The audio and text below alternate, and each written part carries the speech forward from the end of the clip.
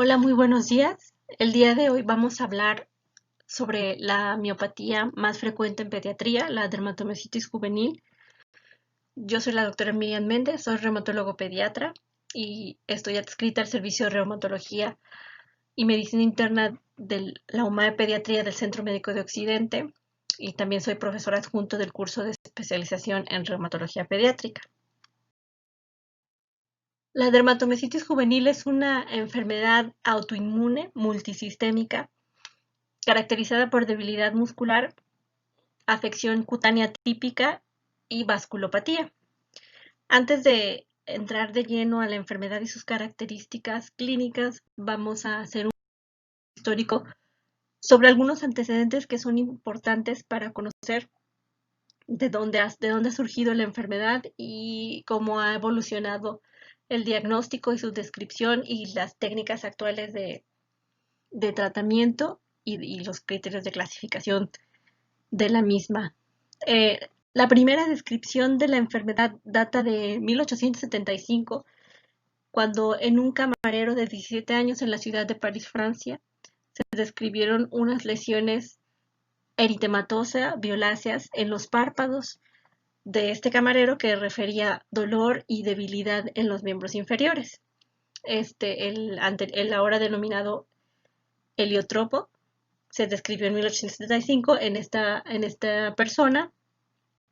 Posteriormente, en 1891, Omberg describió el caso de una dermatomiositis en una paciente embarazada y describió las manifestaciones cutáneas.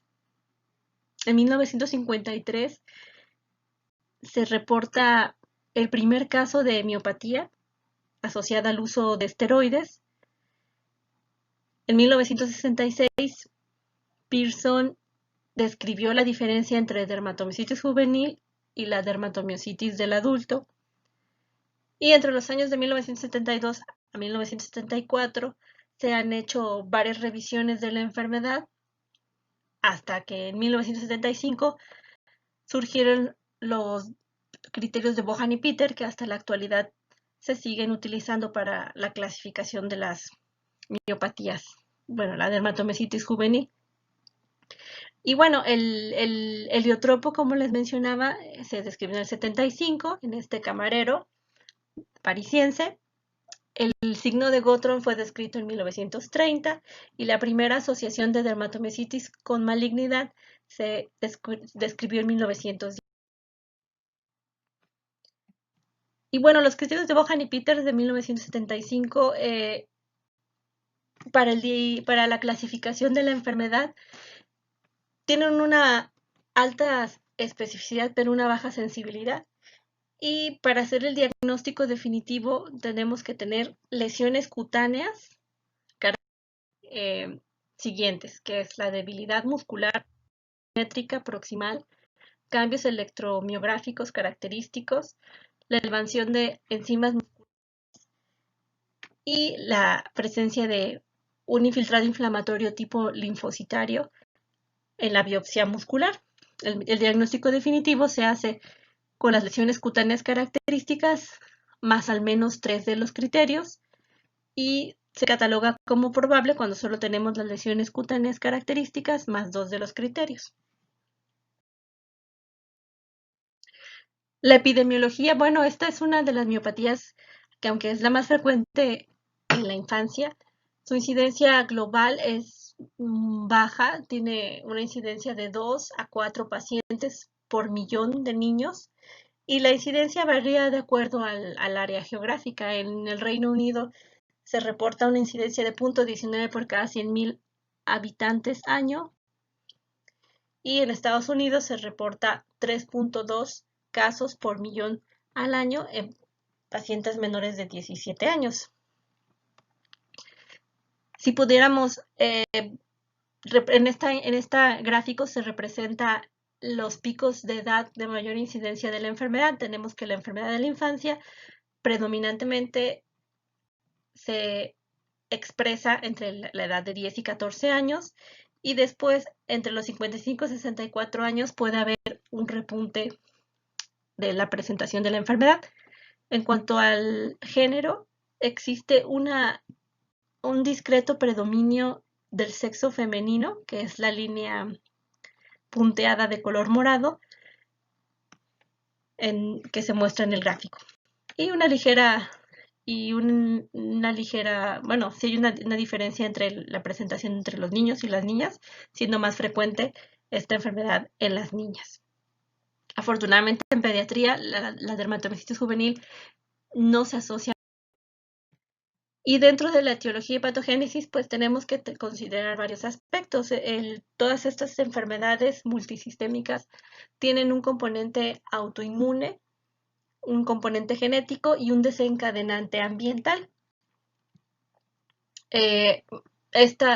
Toda esta serie, cuando estos elementos se conjuntan, van a provocar una respuesta tisular específica y se ha descrito en los últimos años que en esta enfermedad existe un involucro vascular muy importante. La vasculopatía va a tener muchas implicaciones en las lesiones cutáneas y la afección a órganos internos de manera grave.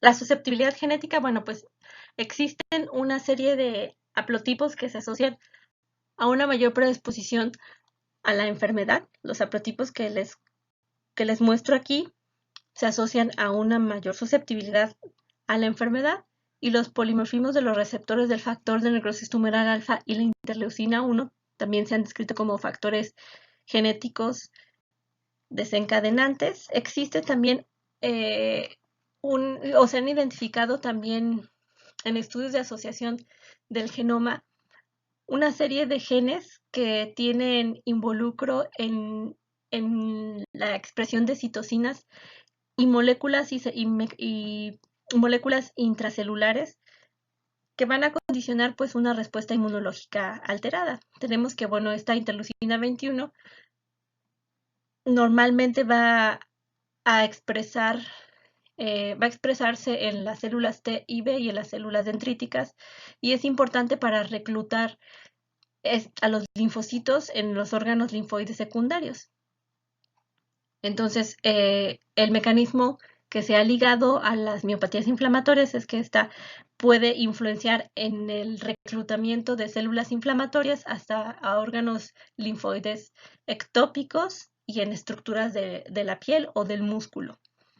También tenemos otros intermediarios intracelulares que están vinculados a señalización intracelular, que se vinculan con algunos procesos alérgicos. Tenemos también la tirosincinasa, que puede influenciar la señalización de la célula B y la proliferación de la misma, y pues que se ha asociado que esta proliferación de las células B a través de esta tirosincinasa aumenta la función y la expresión de las células B a que se haga una célula productora de cuerpos.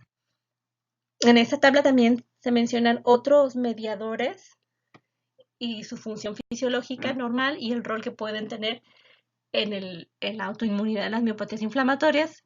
El interferón tipo 1, que en los últimos años se ha visto que esta respuesta tipo interferón va a ocasionar una sobreregulación del complejo mayor de histocompatibilidad clase 1 sobre la fibra muscular y el endotelio vascular, causando un daño directo. También se ha visto que la exotoxina o la interleucina 11 o la quimiosina 11 se asocia a mecanismos de disfunción cardíaca cuyos mecanismos no están del todo claros.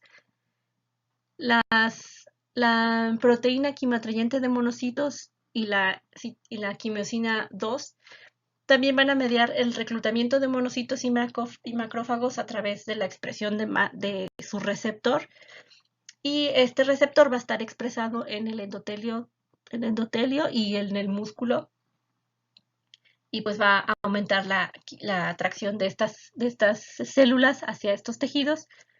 Existen otras moléculas como la interleucina 6, que es una de las interleucinas proinflamatorias, que van a mediar una respuesta inflamatoria sistémica, que también es el sustrato de factor para el crecimiento y proliferación de la célula B, y esto va a condicionar pues una promoción de la miogénesis de la fibrilla muscular y un aumento las concentraciones de esta interleucina aumentadas van a mediar en pequeñas cantidades, pueden promover la miogénesis, pero en altas concentraciones resultan tóxicas para el músculo a llevarlo incluso a la atrofia. La calectina 9 también juega un papel importante en la inmunoregulación al suprimir la respuesta TH1. Y el receptor del factor de necrosis tumoral también se relaciona con la actividad de la enfermedad, la expresión de este receptor. Entonces, pues, si se fijan, los mecanismos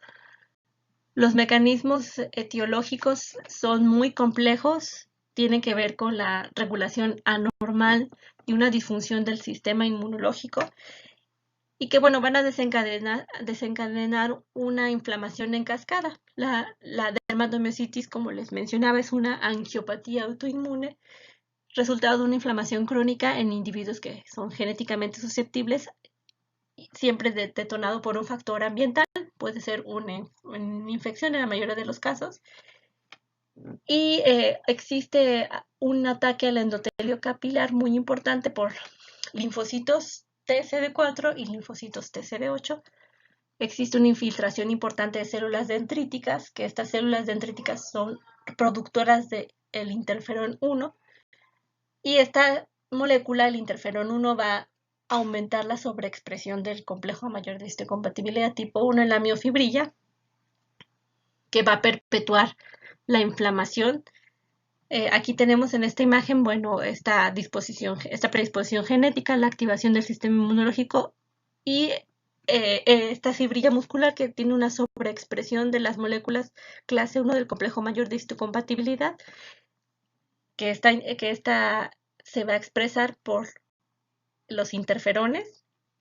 Entonces existe una respuesta de estrés en el retículo endoplásmico. Esto va a condicionar una activación del factor nuclear kappa beta y una destrucción del tejido. Por otro lado, esto pasa a nivel de la miofibrilla. Por otro lado, tenemos un ataque directo al endotelio, en donde van a existir mecanismos, van a ser resultado de la acción tóxica directa de algunas citocinas y el depósito del complemento sobre el endotelio vascular. Entonces, cuando el complemento se activa y se forma el complejo de ataque a la membrana, provoca una disrupción del endotelio y una infiltración de células inflamatorias, pueden ser tipo CD4, linfocitos TH17, mayor proliferación de células plasmáticas, productoras de anticuerpos y una inflamación que se perpetúa en la fibra muscular. Existen, pues bueno, estas citocinas quimioatrayentes van a reclutar más células inflamatorias y esta respuesta denominada respuesta tipo interferón, que es inducida por genes. Aquí se muestran algunos de los genes que están involucrados en esta que se despiertan con esta respuesta tipo interferón, y la producción de citocinas proinflamatorias como el factor de necrosis tumoral alfa, la interleucina 6, la interleucina 17 y la interleucina 1, que son moléculas proinflamatorias que van a mediar el daño directo también, y otros marcadores de linfocitos como marcadores quimiotácticos. Entonces, todos estos fenómenos van a condicionar pues daño tisular, la reparación de la fibra muscular y un proceso de... En este diagrama se muestra, en este esquema se muestra cómo el daño endotelial en la dermatomiositis juvenil juega un papel muy importante, porque, bueno, por un lado existe una inflamación, una infiltración de células T y B. Existe la denominada respuesta tipo interferón, las células dendríticas plasmocitoides maduras van a aumentar la producción de interferones, sobre todo el interferón alfa, y este interferón va a aumentar la expresión de citocinas proinflamatorias y en el endotelio se va a ver una mayor expresión de moléculas de adhesión como es el BCAM1 y CAM1, y estas moléculas de adhesión van a perpetuar el infiltrado inflamatorio de células T y B. Por otro lado, las células T van a producir citocinas, la interleucina 4, por ejemplo, la interleucina 10, se van a expresar mayores receptores a estas interleucinas y se va a mediar el daño hacia el endotelio. Y estas moléculas que se expresan en esta parte tienen que ver con estos mecanismos intracelulares. Incluso estas moléculas se han estudiado como posibles biomarcadores de la enfermedad, de que la presencia de interleucina 6, interleucina 8, factor de necrosis tumoral alfa y algunas proteínas que se activan en esta inflamación van a encontrarse elevadas en el suero de los pacientes, y actualmente pues se está estudiando la implicación de estas moléculas como biomarcadores para el monitoreo de la enfermedad. Y bueno, el daño endotelial directo también va a ocasionar dislipidemia, y la dislipidemia a largo plazo va a aumentar el riesgo cardiovascular. Este es un artículo en el que se muestra de manera general las manifestaciones clínicas más frecuentes de la dermatomiositis juvenil. Las manifestaciones cutáneas son las más predominantes. Tenemos que hasta el 100% de los pacientes pueden tener las pápulas de Gottron, el eritema heliotropo, los cambios en el lecho capilar, algunas lesiones faciales y un exantema malar parecido a lupus, la presencia de úlceras orales, la presencia de úlceras cutáneas, edema de miembros inferiores, calcinosis y lipodistrofia.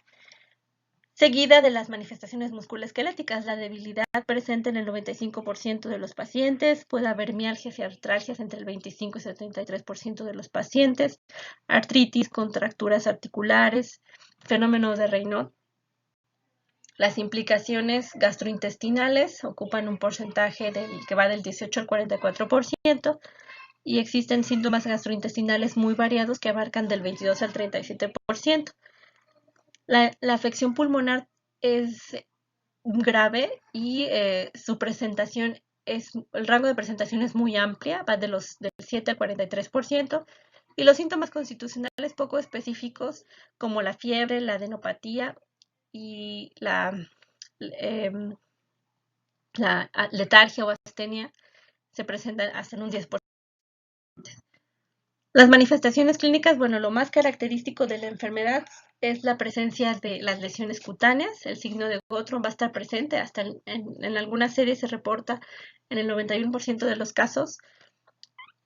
El signo de Gottron y las pápulas, el heliotropo en el 83%, vamos a tener cambios capilares unguiales en el 80%, puede haber exantemas malares en la región malar y la región facial. Mialgias y artralgias se presentan en un 25%, síntomas gastrointestinales en el 24% y otros menos específicos como la anorexia y la fiebre en menor. En este cuadro se muestran las características de la dermatomiositis juvenil y la dermatomiositis del adulto. Como les mencioné en la tabla de la epidemiología, la enfermedad puede presentarse en adolescentes y en la edad puberal. Aquí en esta serie reportan que la media de presentación fue de 7 años y en los adultos entre los 30 y 50 años. La proporción de casos es mayor en la dermatomiositis juvenil. La debilidad proximal se nota más en la dermatomiositis juvenil, y las características cutáneas son más frecuentes en las formas juveniles. Las pápulas de Gottron, el eritema heliotropo se encuentra en mayor proporción que en los adultos.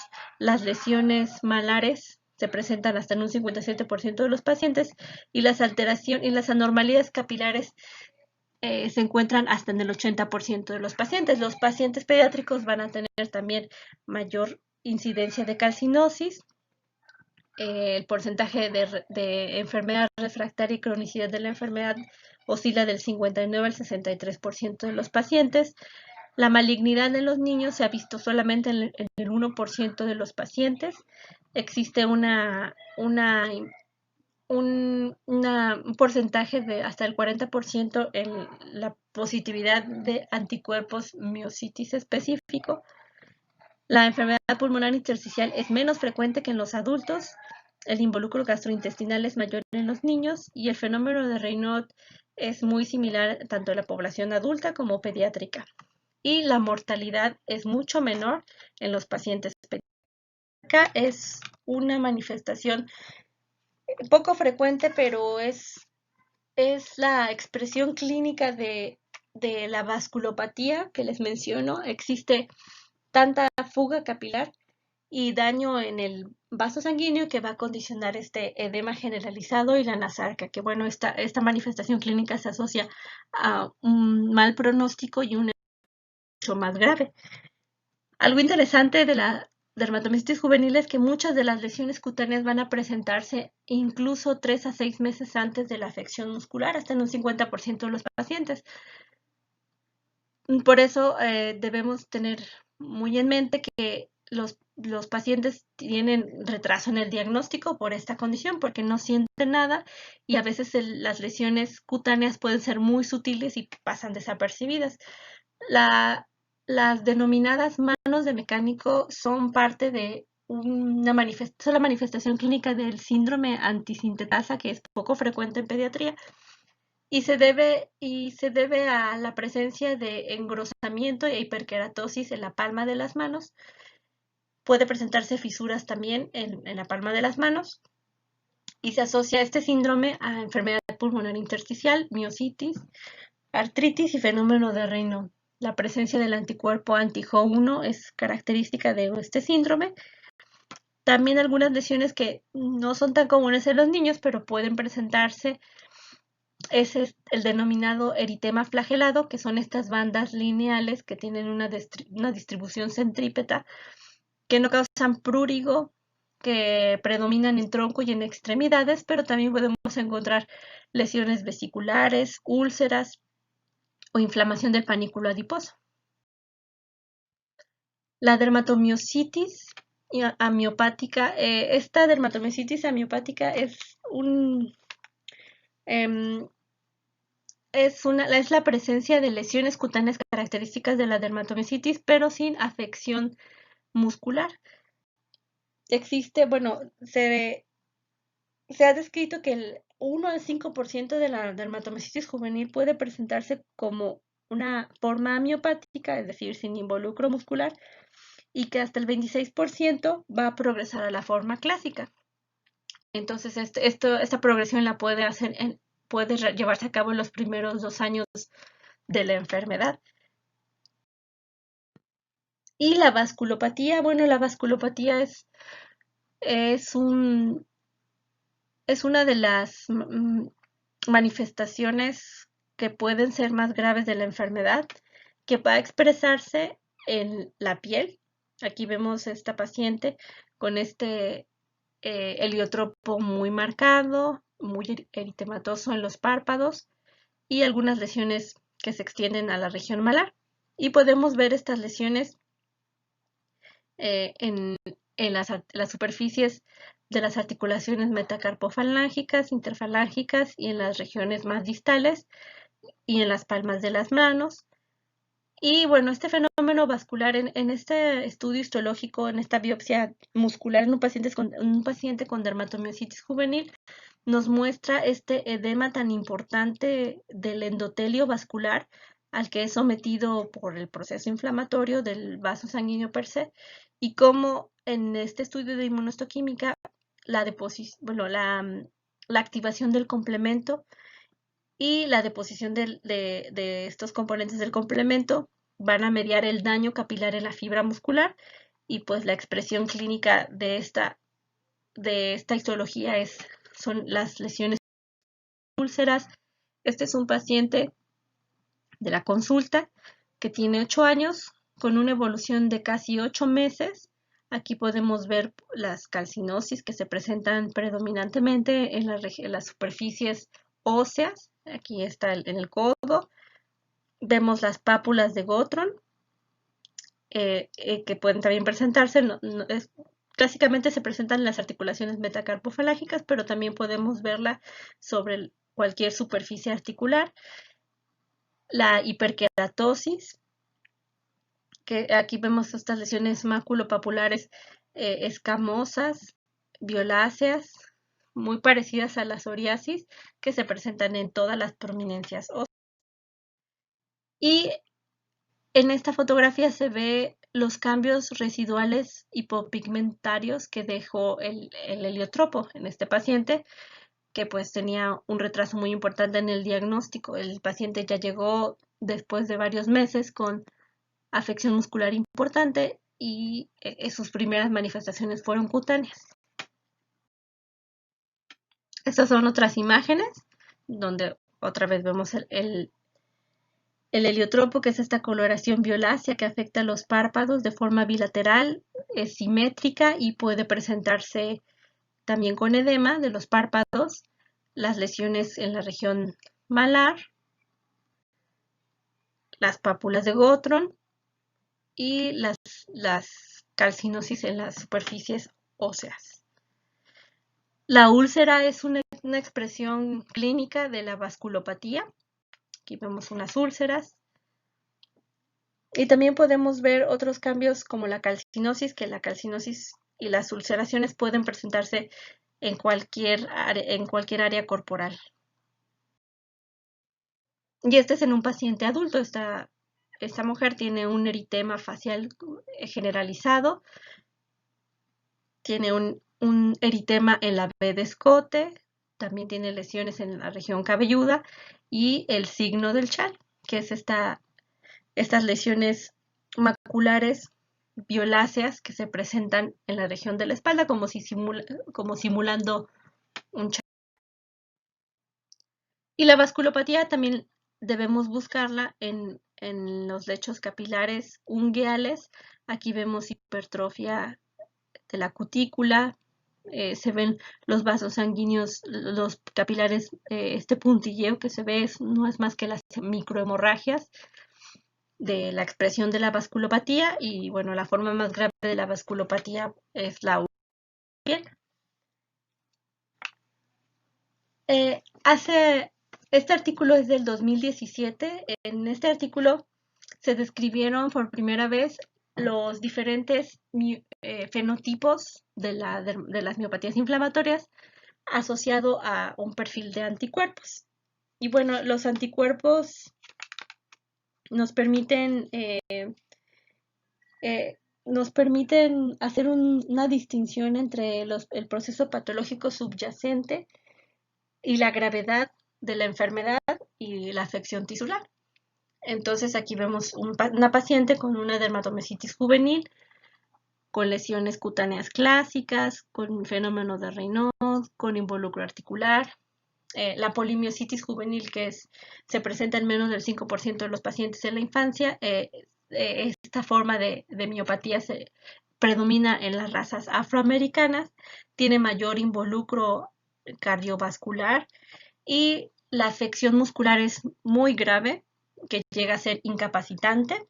Por eso se muestra esta silla de ruedas junto a la paciente. Existe también en esta clasificación de las miopatías por fenotipo, existen las miositis por sobreposición o los síndromes overlap, que la más común es el overlap con la esclerosis sistémica o la escleromiositis, donde predominan pues la afección a pulmón, la enfermedad pulmonar intersticial, la afección muscular, la afección articular y el fenómeno de Raynaud. Y existen las dermatomiositis amiopáticas, que ya les comenté que los pacientes presentan lesiones cutáneas características de la dermatomiositis, pero sin afección muscular. Los anticuerpos más frecuentes en niños, los anticuerpos, el fenotipo de anticuerpos asociado a miositis más frecuente en los niños es el anti-P155 o 140, que se presenta en el 23 al 30% de los pacientes. Y el anti-MJ también se presenta, la positividad de este anticuerpo se asocia a una mayor afección muscular, pero poco involucro cutáneo, y se presenta entre el 12 y 23% de los pacientes. Aquí estos pacientes van a tener una afección muscular más grave e incluso llega a la atrofia el músculo, y los anticuerpos anti-MDA5 expresan un fenotipo, los pacientes que tienen este anticuerpo expresan un fenotipo muscular más leve, pero tienen mayor predisposición de enfermedad pulmonar intersticial. Estos anticuerpos anti-MDA5 son más frecuentes en los asiáticos y, bueno, como les menciono, el riesgo de enfermedad intersticial pulmonar es mayor, las lesiones cutáneas son leves y la positividad de estos anticuerpos se asocia a una mayor tasa de remisión de la enfermedad con medicación a los 2 años del seguimiento. Entonces, la importancia de medir los anticuerpos es porque tiene implicaciones sobre las manifestaciones clínicas y la respuesta al tratamiento. Los síndromes antisintetasa son poco frecuentes en los niños. Ya les mencioné que este síndrome se caracteriza por afección pulmonar intersticial, artritis y afección muscular y las manos de mecánico. El anticuerpo anti-Mi2 es uno de los anticuerpos también que se presentan en las formas de dermatomyositis juvenil, cuya presentación se asocia a las lesiones de predominio facial, que no, los anticuerpos anti-SRP, que son más frecuentes en los afroamericanos adolescentes, se asocia mayormente a debilidad muscular proximal. La afección muscular es más grave, que lleva a los pacientes a la postración en silla de ruedas. Se caracteriza por un curso crónico, un mal pronóstico funcional. Y se menciona que hasta el 28% de los pacientes que tienen anticuerpos negativos es porque no se ha descrito un fenotipo asociado a ese tipo de anticuerpos. En esta tabla se mencionan los principales anticuerpos asociados a las miopatías inflamatorias. Los anticuerpos miositis específicos se mencionan acá. Ya les hablé de los anticuerpos anti-Mi1, que son los que se asocian mayormente a las manifestaciones cutáneas clásicas y que tienen buen pronóstico para la respuesta al tratamiento. Los pacientes que tienen este anticuerpo van a responder mejor al tratamiento. Y los anticuerpos asociados, miositis asociados, no son específicos porque pueden presentarse en otro tipo de enfermedades reumáticas.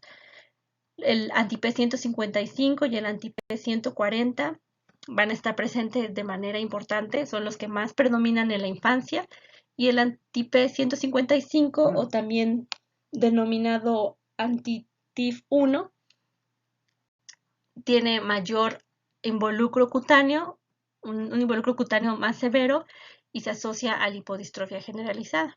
El anti-P140 se asocia a contracturas y calcinosis y el anti-PMSL se asocia, puede estar positivo en los pacientes con síndrome de sobreposición. Las manifestaciones cutáneas de la enfermedad.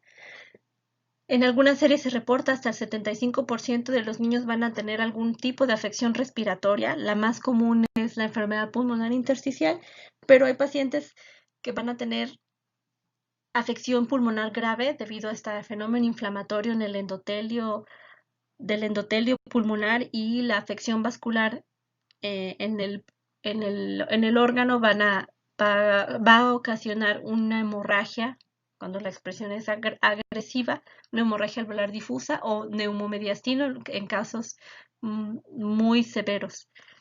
El patrón restrictivo pulmonar es el más frecuente, entonces todos los pacientes que tienen disnea 2 debe hacerse una tomografía de alta resolución pulmonar. Y en las primeras etapas de la enfermedad vamos a ver alteración de las pruebas de función pulmonar y disminución en la difusión de CO2. Entonces, los pacientes que tienen síntomas pulmonares como una tos que persiste, una disnea que es progresiva y que tiene el diagnóstico de miopatía, deben hacerse estas pruebas, la difusión de CO2 y las pruebas de función pulmonar para detectar la enfermedad y dirigir de manera oportuna. Las manifestaciones gastrointestinales se estima que bueno, van de entre del 5 al 37% de los pacientes. La afección del tercio proximal del esófago va a causar disfonía, disfagia, dificultad para la deglución y es un dato de mal pronóstico la afección gastrointestinal. Puede haber gastroparesia, que se va a manifestar como retardo en el vaciamiento gástrico, y la forma de vasculopatía más agresiva a nivel gastrointestinal es la ulceración y la perforación del segmento intestinal, hemorragias. Las manifestaciones cardíacas representan el 25% de estos pacientes van a cursar con disfunción diastólica del ventrículo izquierdo de manera subclínica, entonces hay que buscarlo de manera intencionada. Muchos de los pacientes van a tener una prevalencia alta de anormalidades electrocardiográficas y existe una función miocárdica alterada por un control vagal reducido. Todos estos pacientes, por el daño endotelial y la vasculopatía secundaria, van a tener una aterosclerosis de inicio temprano por la alteración anatómica de la íntima media. Se ha visto en estudios de cortes de pacientes con dermatomyositis que está aumentado el grosor de la íntima media de la carótida y eso se asocia con un factor para aterosclerosis de inicio temprano. También se ha visto que la actividad de la enfermedad de la piel se correlaciona con disfunción cardíaca, entonces a todos los pacientes que tienen manifestaciones cutáneas persistentes debemos buscar disfunción cardíaca porque se ha visto que hay una que las enzimas musculares como la CK, la aldolasa, que es más específica, la lactato deshidrogenasa, las enzimas aminotransferasa y alaninotransferasa se van a encontrar elevadas y la CPK característicamente debe estar elevada hasta 50 veces su límite superior en las miopatías inflamatorias. Este es un examen que tiene muy poca sensibilidad y poca especificidad, pero es un método que tenemos más a la mano para, para el monitoreo de la enfermedad. Algunos pacientes se ha visto que hasta el 20 y 30% de los pacientes del debut de la enfermedad pueden tener valores normales de CPK y esto puede ser debido a que existen inhibidores que circulan en el torrente sanguíneo o porque existe ya una atrofia importante de la fibra muscular y entonces no se eleva la CPK. En la polimiositis, estos valores de CPK van a ser también elevados hasta 50 veces el rango de referencia del laboratorio. Y algo muy importante es que no existe una correlación entre la elevación de la CPK y la debilidad muscular. Entonces hay que tener mucho cuidado cuando vemos pacientes con CPK elevada, pero con fuerza muscular normal. Entonces quiere decir que no es que la enfermedad vaya a peor. Mientras la función muscular esté preservada, el nivel de CPK no siempre es un reflejo de la actividad de la enfermedad. Existen, bueno, otros marcadores para el diagnóstico, como es la biopsia muscular. La biopsia muscular nos va a mostrar un proceso inflamatorio a nivel de la miofibrilla. Puede haber necrosis, lesión del endotelio, infiltrado mononuclear perivascular, alteraciones en la electromiografía y las enzimas musculares. Si se fijan, la base de la pirámide es siempre el examen físico y los estudios que se encuentran en la pirámide nos permiten corroborar el diagnóstico. Otros métodos de imagen que se han utilizado para la enfermedad son el ultrasonido, la tomografía axial computarizada, la gammagrafía con pirofosfato de tecnecio, que bueno, todos estos métodos tienen una sensibilidad muy baja una especificidad muy baja. En realidad, no todos los centros eh, gozan de algunos de estos métodos de imagen para el monitoreo y el de la enfermedad, entonces es poco recurso. La resonancia magnética, por otro lado, en algunos estudios se ha visto que, bueno, tiene una alta sensibilidad para detectar inflamación muscular, ya que detecta edema del músculo y nos permite ver en imágenes la distribución. Aquí vemos en un niño con una miopatía crónica y una enfermedad severa en las primeras imágenes el aumento de la señal en la secuencia T1, eh, cómo se ve el edema muscular del cuádriceps y de los músculos semitendinosos. Y en la imagen B vemos al mismo paciente con, eh, con la atrofia, ¿sí? y el depósito de grasa en ese tejido muscular. Entonces, la infiltración grasa en la resonancia es de mal pronóstico, es un reflejo de la atrofia muscular. La electromiografía es un estudio que tiene una sensibilidad del 89%, nos puede proporcionar información de 2 a 3 semanas previas del proceso patológico y pues también nos permite obtener información sobre la placa neuromuscular, el nervio periférico. Entonces es un estudio muy importante para las miopatías porque el diagnóstico diferencial se tiene que hacer con algunas neuropatías y otras enfermedades. El diagnóstico por electromiografía, este es un, eh, una electromiografía normal y el patrón miopático, que aquí vamos a ver los potenciales de unidad motora polifásicos de baja amplitud y corta duración. La biopsia muscular nos va a dar el diagnóstico definitivo y nos permite explorar el pronóstico de la enfermedad. Aquí vemos en la imagen de la derecha el infiltrado perivascular que predomina de las células CD4 en los pacientes con dermatomiositis,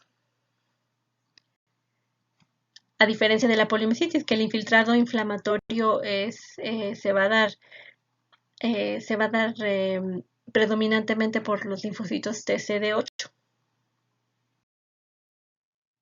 Las radiografías nos van a permitir buscar edema subcutáneo y calcificaciones en los tejidos.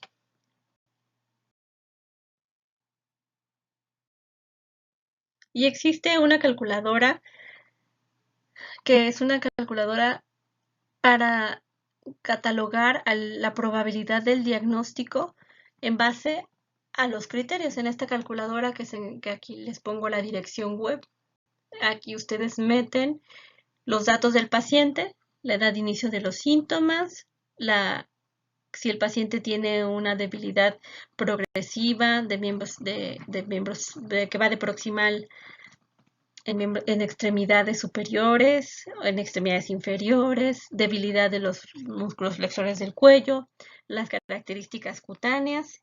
Entonces, cada que colocan el ítem correspondiente, aquí arriba les va a dar la probabilidad del diagnóstico. En esta calculadora pues se incluyen los síntomas clínicos predominantemente y no incluye, bueno, incluye también criterios histológicos. Como ya les mencioné, el diagnóstico es clínico predominantemente, las manifestaciones cutáneas características con la debilidad muscular, la capilaroscopía, los hallazgos del lecho unguial nos van a permitir explorar esa vasculopatía de la que hablamos y algunas escalas funcionales como el C+, y el MMT, que bueno, este MMT8 nos permite explorar una serie de músculos involucrados en la fuerza de tipo proximal. Entonces estos músculos se van a explorar con y sin gravedad. Los ocho grupos musculares que se incluyen en esta En esta escala son los flexores del cuello, el deltoides, el bíceps, los extensores de la muñeca, el cuádriceps, los dorsiflexores del tobillo, el glúteo medio y el glúteo mayor. Que bueno, se exploran en una posición contra gravedad y sin gravedad. Aquí estamos explorando el deltoides al pedirle al paciente que eleve el hombro, el bíceps, que a través de la flexión del codo. Aquí vemos la exploración del bíceps con gravedad y sin gravedad. Los dorsiflexores de la muñeca, los dorsiflexores del tobillo, el glúteo medio. Aquí los dorsiflexores del tobillo, los flexores del cuello, con gravedad y sin gravedad, el glúteo medio, con gravedad y sin gravedad, y el glúteo mayor, que es a través de la extensión de la cadera.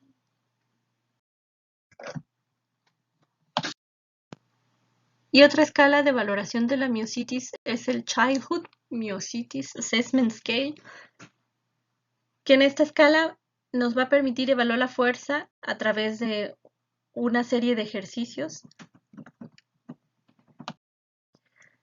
Esta serie de ejercicios consta de 14 maniobras y nos permite valorar la musculatura proximal de las extremidades, tanto superiores como inferiores, y la puntuación máxima, que va hasta de 0, la mínima, y 52 puntos la máxima. Entre más alta esté la puntuación, la fuerza es. Y estas son las preguntas que se hacen. Inicialmente vamos a dar un puntaje de 0 a 5, dependiendo de la capacidad que tiene el paciente para elevar la cabeza, y se mide en segundos, y si tiene más de 2, si logra flexionar el cuello más de 2 minutos, se le da una calificación de 5. Si eleva la pierna para tocar un objeto, le damos 2 si es capaz de tocar la mano del examinador. Mantener la pierna elevada más de 2 minutos, le damos 5. También le pedimos al paciente que se ponga de posición supina prona. Si lo logra hacer sin dificultad, le damos un 3. Las incorporaciones aquí se van a dar de 0 a 1 si es capaz o incapaz. Si es capaz de con las manos y con las manos y los muslos en contrapeso, si puede poner las manos cruzadas en el pecho con contrapeso, las manos detrás de la cabeza con contrapeso, las manos en los muslos sin contrapeso, las manos detrás de la cabeza sin contrapeso. Sentarse desde supino sin dificultad hasta 3 puntos, levantar los brazos. La duración que puede mantener los brazos elevados. Sentarse en el suelo, la posición de gato, levantarse de. La puntuación máxima puede ser de 52 y entre más alta esté, quiere decir que el paciente tiene una buena fuerza. El diagnóstico diferencial de la dermatomiositis juvenil pues tiene que ver con otras enfermedades primarias del músculo, como son las neuropatías metabólicas, la distrofia muscular, que es el principal diagnóstico diferencial, y otras enfermedades virales, los síndromes de sobreposición, y algunos síndromes neurológicos que tienen que ver con alteraciones en la motoneurona inferior o defectos en la unión. Otros trastornos genéticos que pueden darnos debilidad de la cintura escapular son las distrofias de cinturas, pero vamos a ver al paciente con este fenotipo característico, con las escápulas aladas, la pérdida de la musculatura en la cintura escapular, pero este es un defecto congénito. Y los objetivos del tratamiento, bueno, el objetivo principal de la enfermedad, del tratamiento de la enfermedad es mejorar la fuerza muscular, lograr la remisión en el menor tiempo posible, mejorar el pronóstico funcional, disminuir el número de secuelas y la mortalidad de los pacientes y evitar las manifestaciones extramusculares.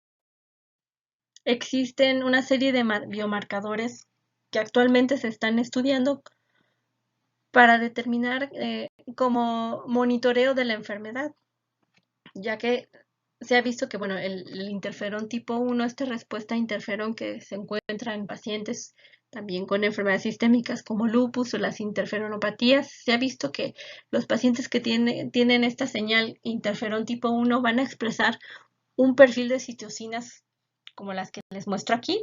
Entonces se están midiendo estas citocinas como posibles biomarcadores que correlacionen la actividad de la enfermedad con su positividad en suero, aunque ha sido hasta ahora difícil estandarizar y precisar el momento mejor para su medición, o así como la periodicidad. Entonces, actualmente se están estudiando estas quimiosinas como biomarcadores.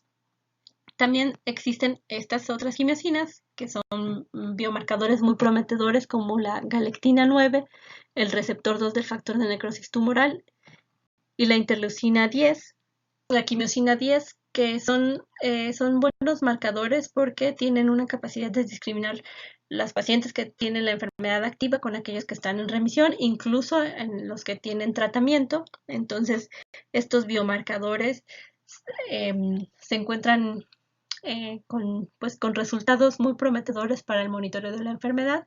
Y la neopterina, que es un marcador inmune que se produce por la estimulación del interferón, está asociado con el deterioro muscular. Otros biomarcadores que se están estudiando son aquellos relacionados con la vasculopatía y la lesión endotelial. La lesión endotelial va a elevar el factor de von Willebrand, la expresión de moléculas de adhesión en el endotelio como el BCAM1, el ICAM3 y la L-selectina van a estar mayormente expresados en el endotelio. También se miden sus concentraciones. El ICAM1 soluble se ha encontrado en pacientes elevada, en pacientes que tienen la enfermedad activa, y las quimiosinas, el MIC, la IP10 y el ITAC, son quimiosinas que se asocian más con el daño vascular. Y los factores y los marcadores que se han asociado con el riesgo cardiovascular tienen que ver con la dislipidemia secundaria al proceso inflamatorio. Se ha visto elevación de los triglicéridos en estos pacientes, la eotaxina y la proteína quimiotáctica de monocitos se asocia con la disfunción cardíaca, y estos se encuentran en pacientes con enfermedad persistentemente activa. Otras células circulantes que se están midiendo en estos pacientes con dermatomiositis es las células TCD4, que producen mayor cantidad de interleucina 4, una mayor cantidad de células B, que van a mediar la producción de más interferón y una regulación a la baja de la interleucina 10, y un mayor fenotipo de citocinas TH1 y TH17. El tratamiento pues depende de manera inicial de la gravedad de la enfermedad, y muchos de los tratamientos están basados en consensos de expertos y en pequeñas series de casos, y existen varias propuestas de tratamiento eh, realizadas por el Grupo CARRA y la iniciativa SHARE europea. La piedra fundamental del tratamiento son los glucocorticoides, seguida del metrotexate, y existen otras terapias como el uso de inmunoglobulina, ciclofosfamida, micofenolato de mofetil y otros biológicos cuando la enfermedad es refractaria a las terapias de primera línea. Y existen también las medidas no farmacológicas, como la suplementación de calcio en pacientes que tienen esteroide por mucho tiempo, la terapia de rehabilitación. Estas son las propuestas, los consensos y los protocolos que se han publicado por el Grupo CARRA, y el CARRA divide en tres sus propuestas de tratamiento. En aquellos pacientes que de manera inicial tienen una forma de moderada severa de la dermatomiositis, en pacientes que tienen enfermedad cutánea persistente, y otro consenso en donde la afección cutánea predomina sobre. Y entonces estos son los algoritmos de tratamiento. Los pacientes que tienen la dermatomiositis catalogada como moderada, existen tres pautas de tratamiento. En la pauta A es el uso de esteroides, 30 miligramos por kilo día en 3 días, seguida de dosis semanales. Después seguida de dosis semanales de metotrexate, que van de 15 miligramos por metro cuadrado semanales o 1 miligramo por kilo. Y la prednisona, 2 miligramos por kilo día por 4 semanas y con decrementos del 20%. En el plan B es el uso de pulsos de esteroide por 3 días con metotrexate semanal, el uso de prednisona por 4 semanas a dosis de 2 kilo día con decrementos del 20%, y se adiciona el uso de inmunoglobulina 2 veces por semana, 3 dosis de manera mensual. El tratamiento C solo involucra el uso de esteroide oral a dosis altas, también 4 semanas, y el metotrexate. O sea, la piedra angular del tratamiento es prednisona y metotrexate. Para las manifestaciones, para los que tienen dermatomiositis juvenil con manifestaciones predominantemente cutáneas, está el tratamiento A con antimaláricos, el tratamiento B, que incluye metotrexate o hidroxicloroquina, y el tratamiento C, que incluye prednisona con dosis máxima de 60 miligramos y metotrexate y antimalárico. Y los pacientes que tienen una forma de dermatomiositis típica, que tienen ya resolución del proceso inflamatorio a nivel muscular, pero persiste la afección cutánea, se proponen 3 regímenes, que es la inmunoglobulina con dosis máxima de 70 miligramos cada 2 semanas, 3 dosis mensuales. El tratamiento B, el micofenolato de mofetil, dosis de 600 miligramos por metro cuadrado por dosis, y la ciclosporina por dosis de 3 miligramos por. El consenso del grupo SHARE, que es el consenso europeo, también emitió las recomendaciones para el manejo de la dermatomiositis juvenil, en la que también la piedra angular del tratamiento son los pulsos de esteroide de manera inicial, seguida de dosis de prednisona de 1 a 2 miligramos por kilo día, y el monitoreo. Entonces, si la enfermedad es severa, si hay evidencia de enfermedad severa y respondemos que no, el tratamiento y el seguimiento debe hacerse de manera regular, evaluando la fuerza muscular, evaluando el involucro hacia otros órganos y tomando en cuenta el reporte de los pacientes y del paciente, bueno, de sus padres. Si hay mejoría, entonces hay que ir reduciendo el esteroide y continuar el metotrexate. Aquí dice en esta guía que se debe considerar la administración de metotrexate cuando la enfermedad está en remisión continua por al menos 1 año y sin esteroides, antes de pensar en reducir antes de retirar el metotrexate. Si la enfermedad no mejora, hay que checar la adherencia al tratamiento, intensificar el tratamiento. Aquí se propone el uso o la adición de inmunoglobulina o utilizar otras terapias secundarias como la ciclosporina o el ácido micofenólico, el rituximab o el infliximab, que en algunos pacientes puede dar buenos resultados, y el monitoreo continuo de la función muscular, del involucro de otros órganos y los reportes del paciente y de su familiar. Si existe mejoría, bajar la dosis de esteroide, continuar el metotrexate y el metotrexate o el ácido micofenólico, la ciclosporina, y considerar el retiro de estos medicamentos cuando la enfermedad esté en remisión por al menos 1 año y sin esteroides. También este consenso nos da la pauta de los principios en qué momento se deben referir a los pacientes a un centro especializado. Este es un consenso de expertos en los que, bueno, aquí sugieren que los pacientes sean referidos a un centro de referencia especializado cuando el score del CMAS esté menor del 15%, sea menor de 15, el MT8 score sea menor a 30, existan fenómenos de disfagia o fenómenos de aspiración, que, como ya les mencioné, es de mal pronóstico, los síntomas gastrointestinales del esófago, cuando existen indicios de vasculitis gastrointestinal que se van a evidenciar por la presencia de sangre en las evacuaciones, miocarditis, enfermedades del parénquima pulmonar, la afección al sistema nervioso central, que es muy rara, pero puede manifestarse como crisis convulsivas, la ulceración cutánea,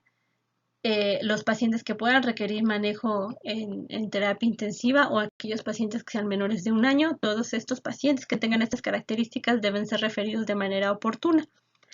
Y se hace recomendación de cómo monitorear la enfermedad, que se deben utilizar la escala de el CHAC, el cuestionario, el reporte de los pacientes y de sus familiares en base a la escala visual análoga, que se deben estar evaluando constantemente la actividad de la enfermedad en piel, músculo y órganos mayores. Y pues bueno, la respuesta al tratamiento, actualmente se están corriendo ensayos para determinar una herramienta que involucre manifestaciones cutáneas y la piel.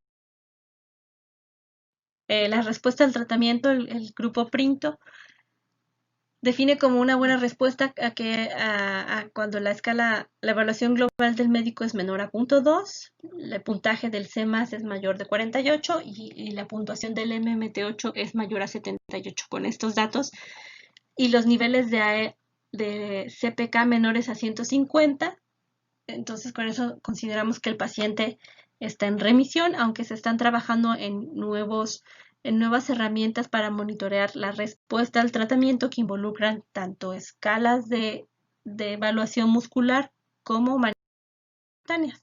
Las complicaciones de la enfermedad pues van desde las más graves, que son causa de la vasculopatía, como es la perforación intestinal, la calcinosis, que es la expresión de un fenómeno inflamatorio importante, una enfermedad que ha evolucionado por mucho tiempo, y la osteoporosis secundaria al tratamiento y al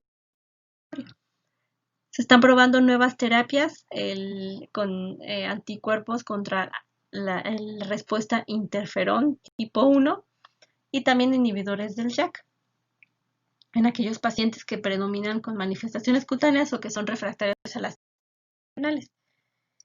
Y bueno, las fases clínicas de la dermatomiositis, los pacientes pueden tener una fase prodrómica no específica en síntomas, que puede ir de semanas a meses. Ya les decía que las manifestaciones cutáneas pueden preceder los síntomas de debilidad hasta de 3 a 6 meses. Entonces los pacientes solamente pueden referir algo de cansancio y lesiones cutáneas un poco sutiles. Después la enfermedad progresa hacia una debilidad importante y la aparición de las lesiones cutáneas, que van a ser más evidentes. Persiste la debilidad, que esta debilidad puede incluso prolongarse hasta los 2 primeros años del diagnóstico, y posteriormente la recuperación del paciente con secuelas residuales como atrofia muscular, contracturas o calcinosis, que estas son las fases clínicas de la dermatomiositis. Y afortunadamente el pronóstico de la dermatomiositis juvenil es bueno. La mortalidad no rebasa el 2%. El pronóstico funcional es muy bueno, hasta el 80%. Menos del 30% van a tener contracturas o atrofia muscular. Las calcinosis sí son muy frecuentes, es más frecuente que en los adultos, hasta el 40% de los pacientes pueden tener adultos, y la discapacidad y dependencia de la silla de ruedas hasta en el 5%. Y bueno, a manera de conclusión, las miopatías inflamatorias son raras en la infancia y la más común es la dermatomiositis. La dermatomiositis, a diferencia de los adultos, hay mayor afección cutánea, hay mayor presencia de calcinosis, la vasculopatía es más grave, puede haber mayor lipodistrofia, y esta no se asocia a malignidad. El diagnóstico temprano y agresivo conduce a los pacientes a la remisión, y la piedra angular del tratamiento son las dosis altas de esteroides. Tiene un buen pronóstico, la sobrevida rebasa el 90%, los pacientes pueden recuperar la función ya les mencioné que en algunas series se menciona hasta el 80%, pocos pacientes son los que van a quedar con secuelas, y el uso de otras terapias como inmunoglobulina o rituximab se han probado con buena respuesta en formas graves o refractarias. También es importante tener en mente que debido a que esta es una enfermedad crónica, necesitamos de métodos de diagnóstico más específicos y sensibles que correlacionen los síntomas clínicos y reflejen la inflamación local de bajo grado, es decir, que podemos tener una inflamación muy sutil o una enfermedad subclínica que puede pasar desapercibida y puede ser subtratada y la progresión de la enfermedad eh, continuar. Entonces también necesitamos biomarcadores específicos como una herramienta para monitorizar la enfermedad.